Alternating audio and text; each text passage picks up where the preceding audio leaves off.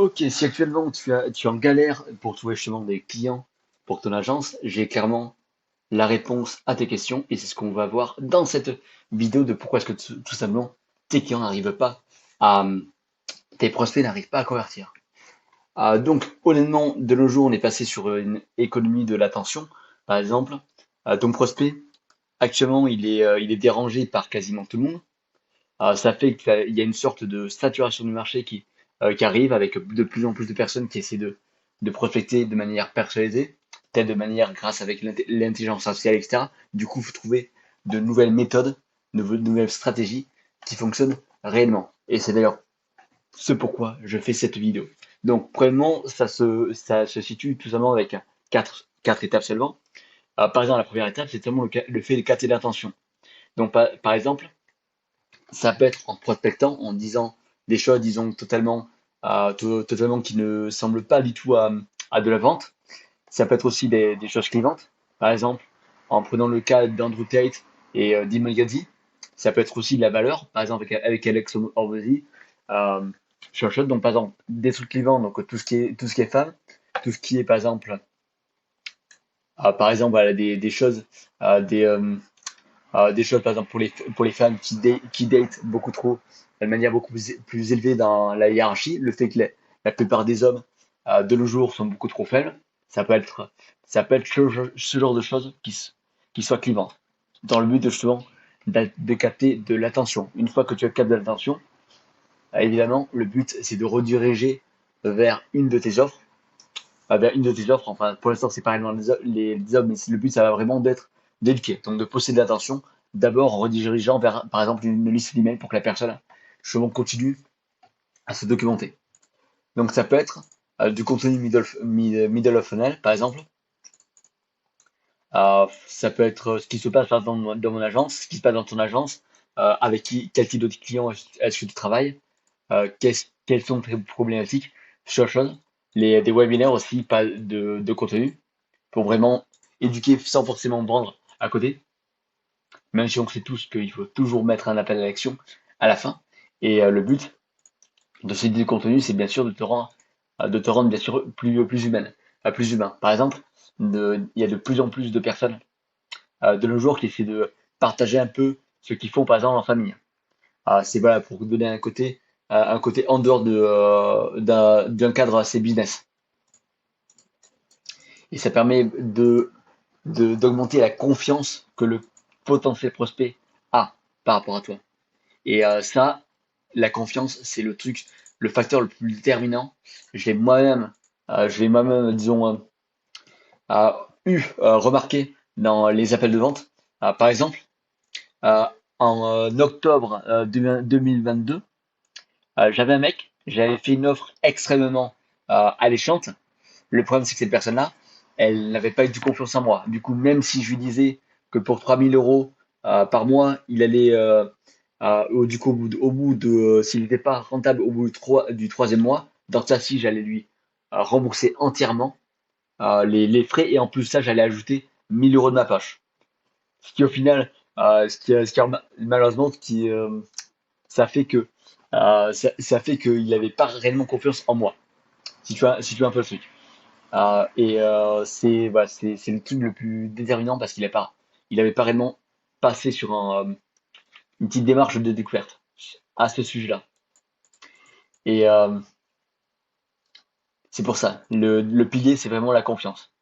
Par exemple, dans les appels de vente, bon, je regarde un peu, mais dans ce cas, appel de vente, si la personne n'achète pas chez toi, c'est tout simplement parce que soit elle n'a pas confiance en ton produit ou en ton offre, soit elle n'a pas confiance en toi, soit elle n'a pas confiance en elle-même. Très important.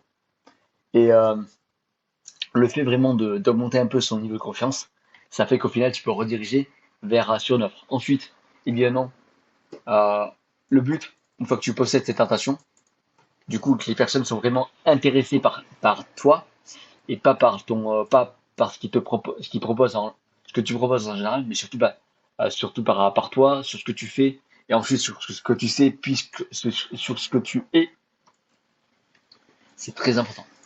Ensuite, tu vas les éduquer.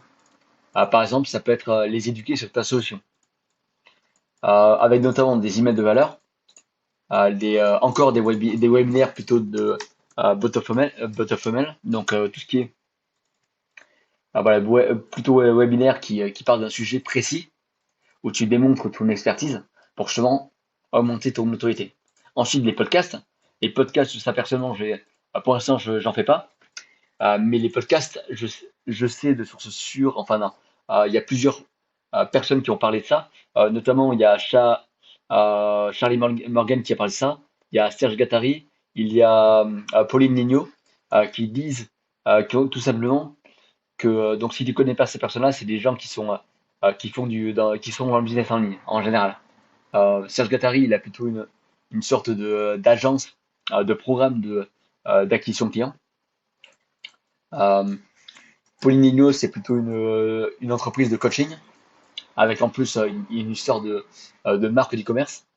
Et voilà. Et ce qu'ils disaient de leur côté, c'est que les podcasts, en fait, les podcasts, c'est vraiment bien pour fidéliser, euh, pour tout simplement augmenter ton autorité et surtout les personnes, l'audience qui écoute les podcasts n'est pas la même que ceux qui vont regarder des vidéos YouTube. Ils seront beaucoup plus éduqués et donc forcément ils auront plus d'argent à côté. Voilà, ensuite ça peut être par exemple les cas clients, les I2 cas. Et jamais ça fait une sorte de plus tu as de clients, plus tu as une certaine boucle, une boucle de valeur qui tout simplement voilà, qui augmente.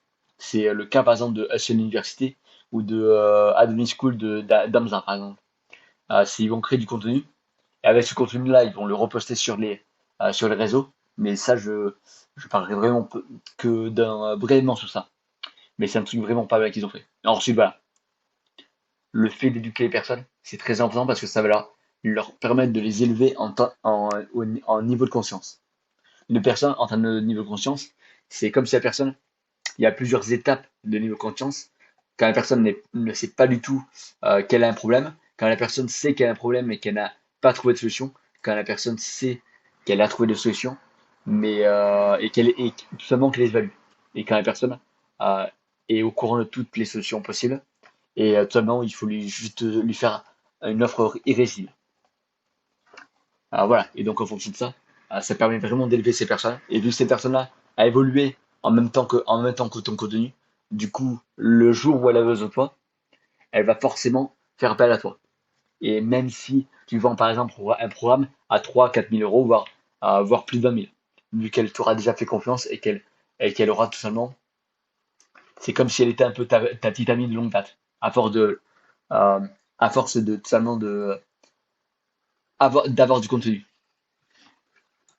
Voilà, là, jamais si tu apprends une personne à chasser, il va aussi te rendre l'appareil. Puis ensuite, le dernier bloc, c'est tout simplement le fait de vendre.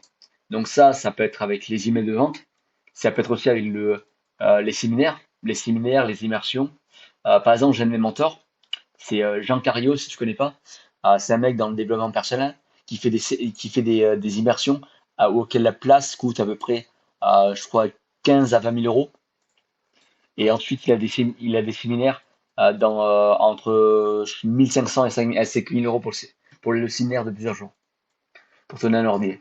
Et le but, c'est que le vendre, bon, bah, littéralement, c'est là où tu te fais le plus d'argent. Vu que c'est des gens qui du coup, ils convertissent. Et après, une fois qu'ils convertissent, tu peux leur vendre d'autres choses. Donc, tu as toute une stratégie avec des upsells où tu peux leur proposer d'autres choses, des produits complémentaires, des offres complémentaires surtout. Voilà. Et le fait personnellement, si tu sais vraiment comment, comment faire, si tu connais tous les petits points, toutes les petites étapes pour justement augmenter la valeur de ton client, il est impossible d'être pauvre. C'est ce qu'a fait notamment Andrew Tate, Iman Gadzhi. Peu importe, les gens peuvent les critiquer, ils savent comment te faire repasser à la caisse ensuite. Et vu que leur contenu est de qualité, même si leurs clients ils ont pas forcément eu de résultats, ils vont quand même repasser avec à la caisse. Même si c'est dommage le fait que très peu de gens, des gens vont pas forcément avoir de résultats, mais très souvent c'est parce ils en valent pas trop la peine honnêtement. Alors voilà pour cette vidéo. Donc, j'espère qu'elle te rapporté de la valeur. Si c'est le cas, n'hésite pas à liker. À liker, je ne te vends rien. Je suis pas là pour te vendre. Là, le but, c'est juste t'apporter de la valeur.